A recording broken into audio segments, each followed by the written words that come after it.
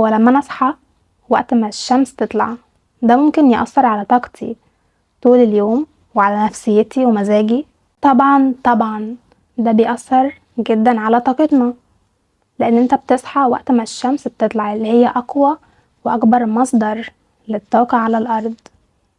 ده غير ان انت بتصحى وقت ما كل حاجة بتصحى، الطيور بتصحى، الدنيا كلها بتصحى، فده كمان بيخلي جسمك فيه سخونة ونشاط اكتر، وطاقتك بتكون عالية جدا، وبتبدأ يومك بطاقة عالية، طاقة ايجابية، تركيز اكتر، نشاط اكتر، ودماغك بتكون في اكتر وقت من اوقات النشاط والتركيز والابداع. انا لما ابتديت اصحى بدري ابتديت احس ان اليوم طويل قوي، ممكن اعمل فيه حاجات كتير قوي، ابتديت احس ان اليوم بيعدي ببطء، فحبيت اعرف ايه السبب.